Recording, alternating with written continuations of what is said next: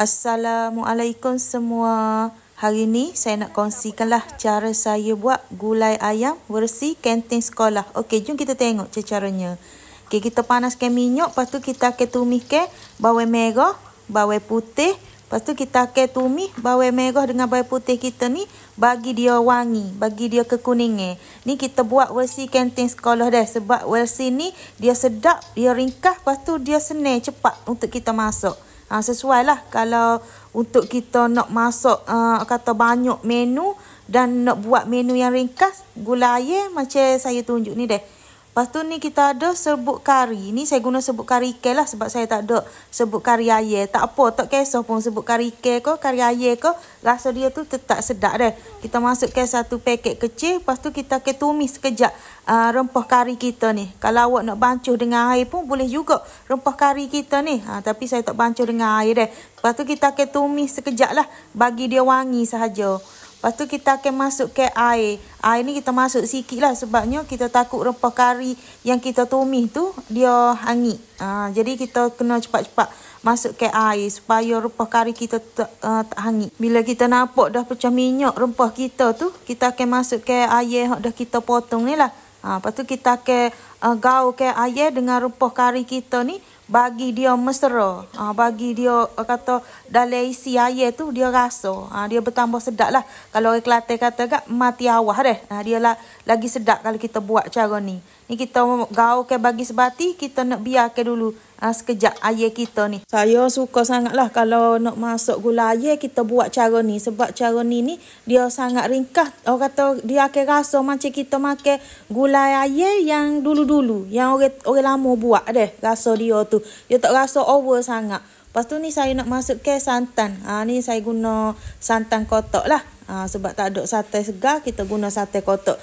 Guna dalam satu kotak santan tu 200 ml. Santan kotak kita ni deh. Lepas tu kita tambahkan air lah. Biasa saya guna santan segar, guna santan cair tu, tak perlu tambah air dah.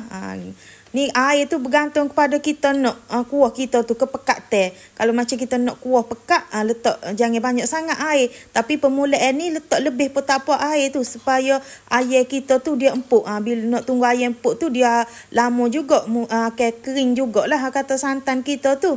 Ni saya letak selalu deh ubi kentang.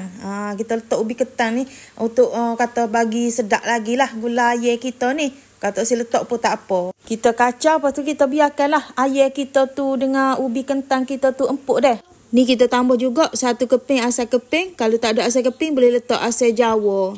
Dia sama je rasa dia tu deh. Saya buat gulai gini ni sebab saya nak makan dengan roti. Gulai ni cicah roti ataupun cicah roti jala, nak cicah lempeng, semua jadilah. Tu saya buat gulai cara ni sebab dia sangat sesuai untuk kita cicah dengan roti. Lepas tu ni saya tambahkan budu. Kalau yang tak suka makan budu tu tak payah letak. Tapi letak budu ni dia macam kata penyedap rasa.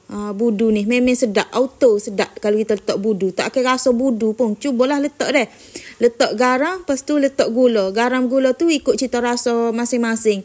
Kalau nak rasa sedikit Kelantan tu kena letak gula sikit deh. Biar ada rasa, orang kata balance rasa. Masing ada rasa sedikit manis. Bukan kata manis sangat dak lah. Sesedap rasa kita lah.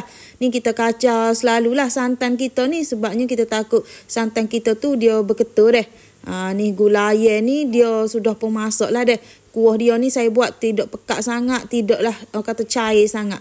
Kalau kita nak makan dengan roti tu kira sedang elok lah kepekatan dia ni. Biasanya kalau benda yang bergulai gini macam gulai apa gulai ikan ni, kalau kita masak malam, pagi esok kita panaskan, dia lagi sedap. Kalau kita macam terus makan selalu ni dia tak berapa nak rasa lagi deh.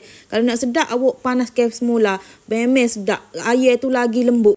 Harap awak boleh cubalah resepi yang ringkas ni. Orang bujai pun boleh buat ni deh. Okeylah, kepada yang dah menonton video saya ni, saya harap jangan lupa subscribe, like, komen dan share video saya. Okey, terima kasih semua.